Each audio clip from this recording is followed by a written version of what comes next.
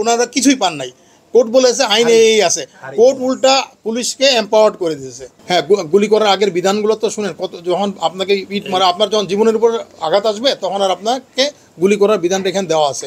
তো আমি আশা করব গুলি করার প্রয়োজনীয়তা বাংলাদেশে হবে না। আমি আশা করব তারা শান্তিপূর্ণভাবে যেটা করে, পুলিশ কিছুই বলেনি। আজকে দেখেন প্রতিদিন তারা গাড়ি পোড়াচ্ছে, জানমালের ক্ষতি করছে, তখন কি হবে? আপনারা শুধু সব, আমি ওনাদেরকে বলছিলাম যে আপনাদের একটা চোখ বন্ধ করে রাখছেন, সেটা না, দুটো চোখ খোলা রাখেন। তাহলে দেখবেন গত পরশুদিন পুলিশ সদস্যটাকে, এই নিরীহ মানুষটাকে কেন হত্যা করা হলো? ওই সময় তো কোনো কিছু ছিল না। এখানে তো পুলিশ কোনো শক্তি প্রয়োগ করে নাই, কিছু করে নাই।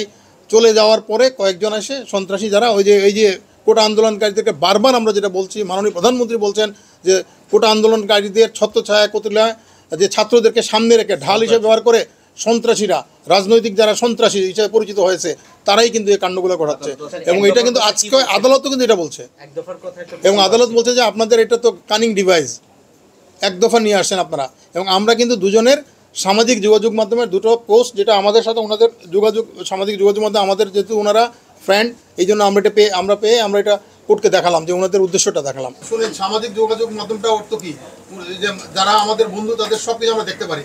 তো যেগুলো আমরা তো দেখলাম ওনাদের রাজনৈতিক বিবৃতি, রাজনৈতিক বক্তব্য, সেটাকে আমরা আদালত দিব না? ওনাদের উদ্দেশ্যটা আমাদের জানাতে হবে না? আমরা আদালতকে জানিয়েছি যে ওনাদের উদ্দেশ্যটা হচ্ছে এক দফার আন্দোলন। একজন বলছেন, আরেকজন বলছেন তুমি কবে বাংলা তুমি কবে যাবা। এই যে কথাগুলো, এগুলো তো এই যে ওনাদের যে এগুলো তো সম্পূর্ণ পলিটিক্যাল মোটিভেশন ওনারা আসছেন, সেটা দেখালাম। ওনারা কোনো বোনাফাইড ভাবে আসেন নাই। ওনাদের এইটা হচ্ছে টু অ্যাচিভ দেয়ার পলিটিক্যাল যেটা গেইন, যেটা করার জন্য তারা আসছেন, এটা সেটা আমরা করতে বলছি। আদালতে এক দফার আন্দোলন নিয়ে একটা কথা বলেছেন, আদালত বলছেন যে এখন তো আপনারা এটা নাই, এখন তো আমি এক দফার আন্দোলন হয়ে গেছে, সেই ক্ষেত্রে আপনারা কিভাবে ডিফেন্ড করে এটাকে? এটা তো কানিং ডিভাইস বলছেন আদালত, যে এটা আমরা চালাকি করতেছেন, আপনারা একটা এক দফা বানাতে যাচ্ছেন, সেইটাকে আদালত বলে ওনাদের কি করছেন।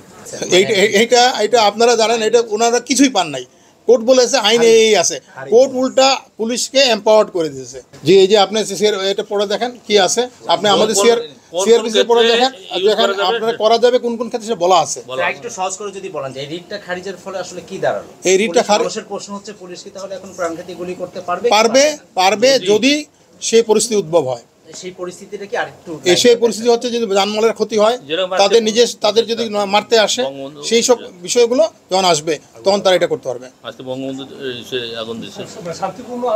না, শান্তিপূর্ণতা তো কোনোদিনও করে না। যখন আপনি ইট মারতে থাকবেন, ইট মেরে একটা গাড়ি পোড়াবেন, যখন মানে স্থাপনা পোড়াবেন, তখন তো এটা হয়। আজকে আমি দেখেন, হ্যাঁ, পুলিশের উপর আক্রমণ করবেন, এই সব বিষয়ে তো তখন পুলিশ তাদের আত্মরক্ষার জন্য ব্যবস্থা নেবে। সংবাদ, ফিচার ও অনুষ্ঠানের জন্য ভিজিট করুন সংবাদ প্রকাশের ওয়েবসাইট এবং যুক্ত থাকুন ফেসবুক পেজ ও ইউটিউব চ্যানেলের সঙ্গে।